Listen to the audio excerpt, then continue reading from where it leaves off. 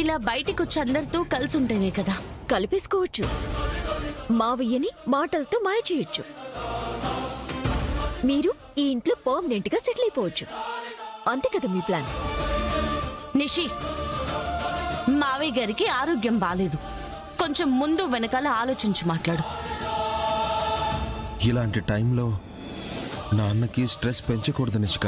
Please మీరు గొడవ పడకండి. అంటే ఏందబ్బే, ఈ ఇంట్లో మేమెప్పుడు గొడవ పడుతూ ఉంటామా? మేము గయ్యాలి మనుషులమని చెప్తా ఉండవా? అబ్బా, ఎన్నాళ్ళకి నిజాన్ని ఒప్పుకున్నావే. అమ్మా కౌశికి, ఇవాల్టి డేట్ నోట్ చేసి పెట్టుకో. ప్రతి ఇయరు మీ పిన్ని నిజం ఒప్పుకున్న యానివర్సరీ చేద్దాం.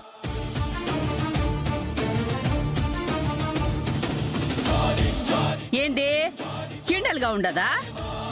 నేను మీ మంచి కోసం చెప్తా ఉంటే నువ్వు మా మీదనే జోకులు వేస్తా ఉండవా?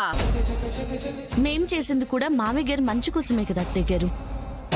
అయినా ఫ్రెష్ ఎయిర్ తగిలితే మావయ్య గారికి మంచిదని డాక్టర్ గారికి చెప్పారు. అదే డాక్టర్ కొన్ని రోజులు కంప్లీట్ బెడ్ రెస్ట్ అవసరం అని కూడా చెప్పారు. అసలే స్పెయిన్ కి ఇంజురీ అయింది. మీరు ఇలా ఆయన్ని బయటికి తీసుకొచ్చి కూర్చోబెడితే మావయ్య గారికి ఏదైనా జరిగితే? అయినా మా నాన్నను చూసుకోవడానికి ఇంట్లో నేను, మా అమ్మ, నా భార్య, మా అక్క ఉన్నారు. నువ్వెందుకురా మా నాన్నని బయటికి తీసుకొచ్చావు? మా నాన్నని ఎప్పుడు ఎక్కడ ఎలా చూసుకోవాలో, ఎక్కడ కూర్చోబెట్టాలో నాకు బాగా తెలుసు. ఇంకోసారి ఇలాంటి పిచ్చి పిచ్చి వేషాలేస్తే మర్యాదగా ఉండదురా. అది కాదు యువరాజ్. మాటలతో చెప్తే అర్థం చేసుకో కేదార్, చేతల్లో చెప్పే వరకు తెచ్చుకోకు. మా నాన్నను చూసుకునే రైట్ నీకు లేదు. రా నాన్న. యువరాజ్, యువరాజ్, యువరాజ్, యువరాజ్.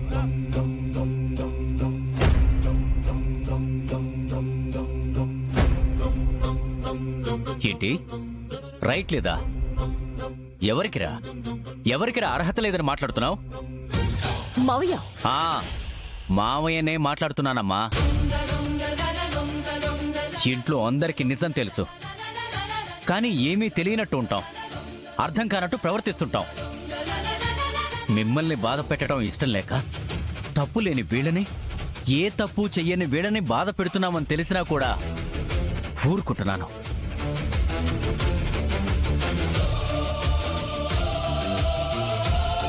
కానీ ఇవాళ జరిగిన దాంట్లో కేదార్ తప్పు లేదు.